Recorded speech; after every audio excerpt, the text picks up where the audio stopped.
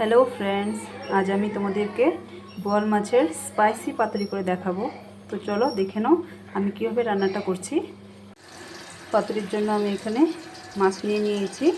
মাছটাকে আমি ভালো করে ধুয়ে নিয়েছি। পাতুরির জন্য আমি এখানে মাছটাকে ভালো করে ধুয়ে নিয়েছি। এখানে শুকনো লঙ্কা ভিজিয়ে রেখেছি, এটাকে আমি পেস্ট করে নিব। শুকনো লঙ্কাটা আমার পেস্ট হয়ে গিয়েছে। এবার এর মধ্যে দিয়ে দিব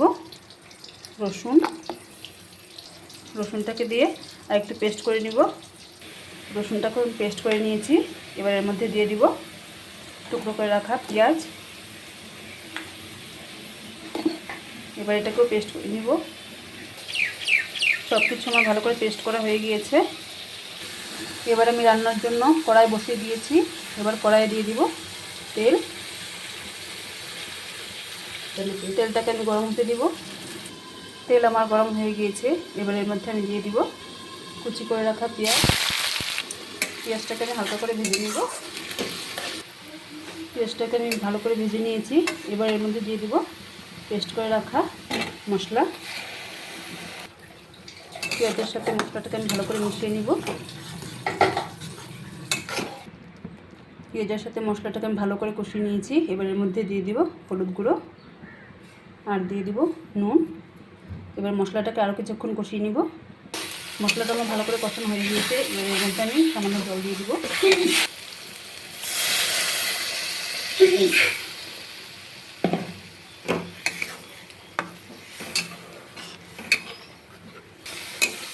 এবার আমি এর মধ্যে আরও কিছুটা জল দিয়ে দিব।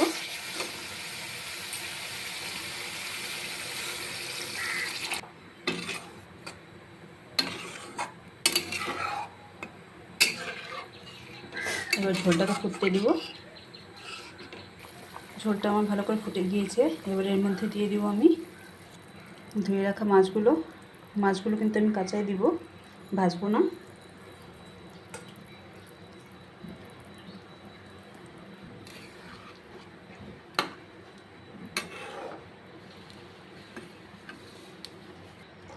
এবার আমি এটাকে 10 মিনিটের জন্য ঢেকে দিব। 5 মিনিট আমার হয়ে গিয়েছে। আমি ঢাকনাটাকে খুলে একটু নেড়ে দিব। এই রান্নাটা করার সময় মনে রাখতে হবে গ্যাসের স্টিম একদম লো রাখতে হবে।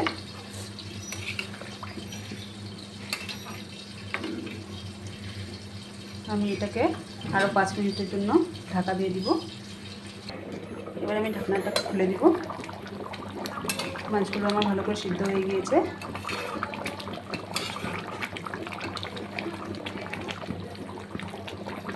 এবার আমি ঝোলটাকে আরও কিছুক্ষণ ফুটিয়ে নিব।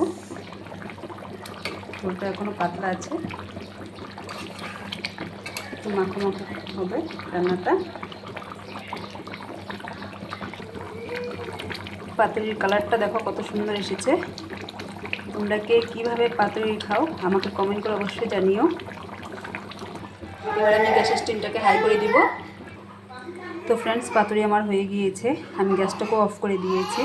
তো তোমাদের আমার এই রেসিপি কেমন লাগলো আমাকে কমেন্ট করে অবশ্যই জানিও। টাটা।